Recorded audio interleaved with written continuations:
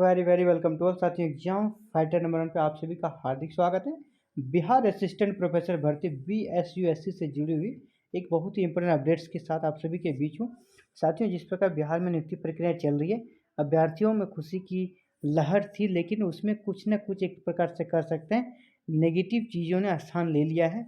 जैसे कि जिस प्रकार बहुत सारी चीज़ें क्लियर नहीं हो पा रही है, उसके कारण बहुत सारे लोग अब आयोग पर ही आरोप लगाना शुरू कर दी है और बहुत से अभ्यर्थी असंतुष्ट हो चुके हैं और इसके कारण उन्होंने अपने कह सकते हैं अपने आप को जो वो अभ्यर्थी हैं उन्हें लगता है कि नहीं, मेरा चयन होना चाहिए, वो डिजर्व करते हैं, हर चीज़ में वो आगे हैं। तो उन अभ्यर्थियों ने एक तरह से कैसे निराशा है और उस निराशा के कारण उन्होंने अपने मदद के लिए हाई कोर्ट की गुहार लगाई है।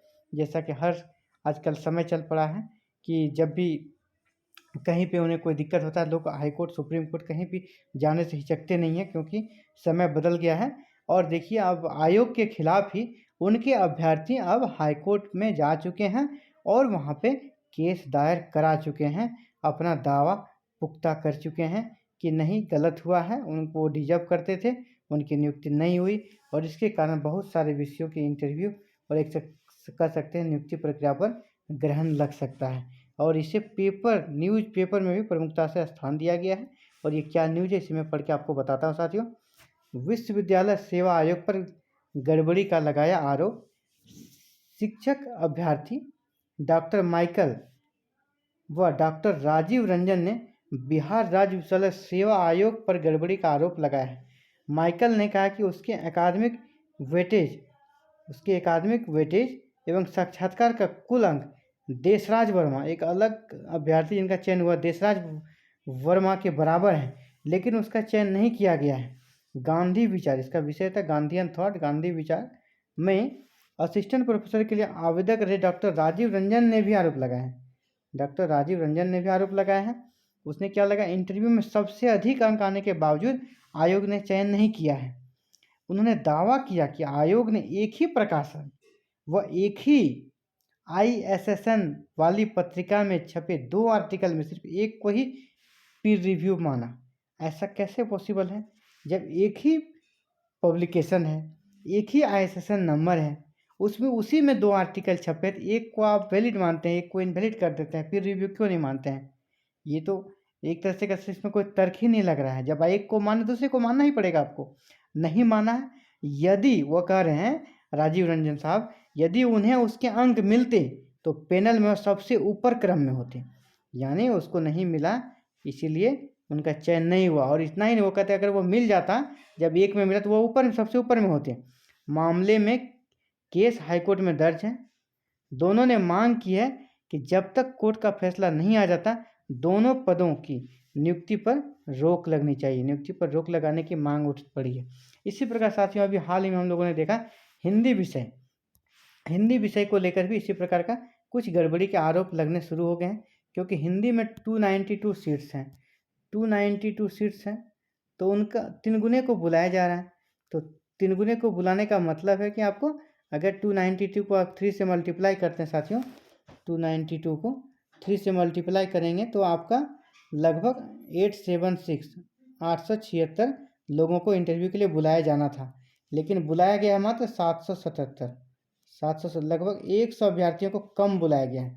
जो 100 कम अभ्यर्थियों को बुलाया गया है, इन लोगों में इसलिए हिंदी के भी अभ्यर्थियों के मन में एक प्रकार से आक्रोश है, और क्योंकि इसके लिए वाजिब वजह नहीं दी गई, ऐसा अनुमान लगाया जा रहा है कि शायद EBC या किसी कैटेगरी में अभ्यर्थी नहीं मिले, 3 गुना नहीं मिले, तो इसे तो आपको एक बताना चाहिए।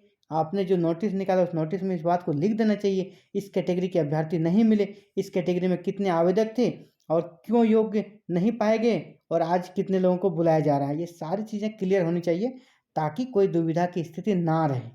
और सबसे बड़ी बात है कि आयोग को जो एलिजिबल है और इनएलिजिबल है, दोनों का API आपको दे देना चाहिए कि आपका API इतना बन रहा है, इसका इतना। जैसे कि JPSC में जो नियुक्ति प्रक्रिया चल रही है साथियों, झारखंड लोक सेवा आयोग में, वहाँ पे जो आप सबका पहले API दे दिया जाता है, जितने लोगों ने अप्लाई किया, और उसका UID नंबर, नाम और बगल में ये API, आप अपने API से मिलान कीजिए आपका इतना API बन रहा है कि नहीं।